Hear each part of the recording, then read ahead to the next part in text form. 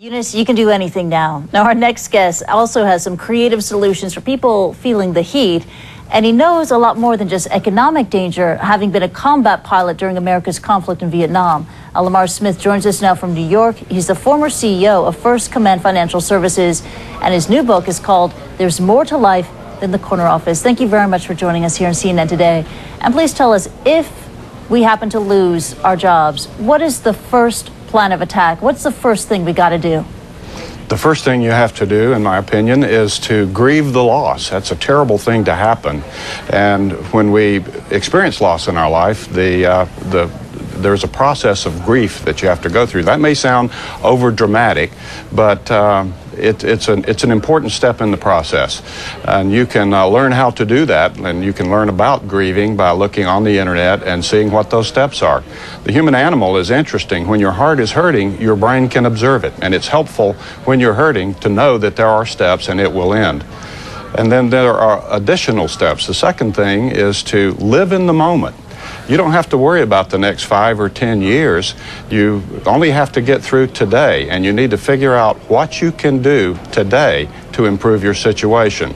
It can also be tempting and a trouble to live in the moment if you want to focus on the past, regrets that you have, or injustices that have been done to you, and how you're going to right that wrong and get even.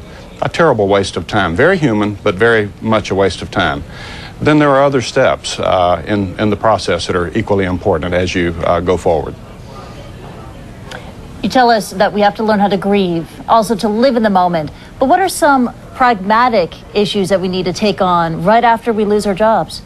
Well, you need to recognize that you are a unique individual with individual strengths and gifts that are not duplicated in any other person. If that employer doesn't want you, there is someone who will. Or you may determine that being self-employed is the right thing to do. It's a wonderful opportunity to reassess completely who you are, what you stand for, what your personal values are, and how you are uniquely wired to serve other people and to enjoy that process. If you align your career choices with your unique gifts, your success is going to be actually more easily assured. Now, I can only imagine if you lose your job, it's really hard to stay positive and to stay focused and to focus on your advice. How can you enter that sort of mindset? You have to grit your teeth and refuse to let other people define you. Refuse to let circumstances define you. You define yourself. I come from that aviation background. Don't let other people fly your life. Don't be a passenger in your own life, giving your power away to someone else. Climb up in the cockpit of your life and grit your teeth and say, I am going to determine who I am and where I go from here. And there is always something that you can do that's very specific and very positive and is available right now, which will improve your situation.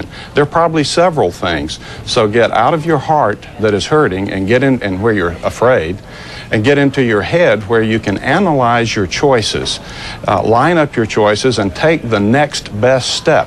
And when you're doing that, then you've got the freedom knowing that you have done what you can do that day.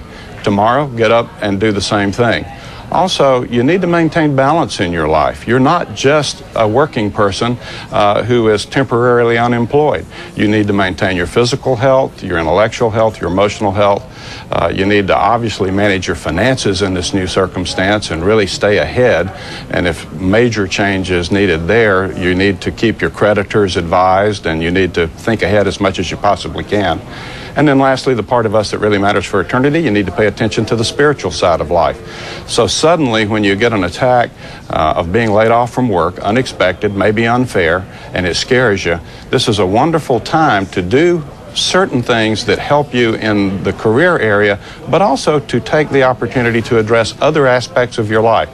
Progress in some of these other areas makes you feel so much better about yourself. And you actually have some, free time to, for example, bond with your family and your children. But let's say you are downsized.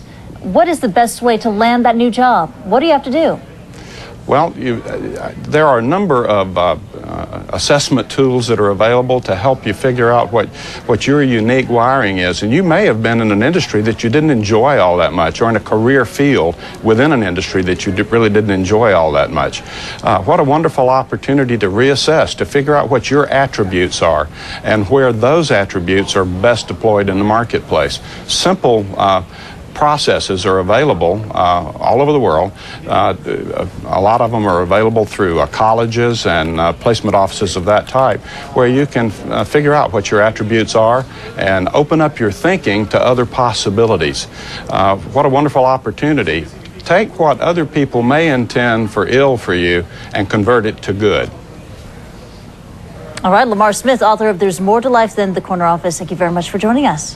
Thank you, Christy. May I mention my website, because it has a lot more information of the type that we're talking. www.improvingyourbalance.com. It even has a checklist on it on the blog that's associated. There we go. You got your plug. Thank you very much, Lamar. Do take care. Now, up next, it is called the Gateway Drug.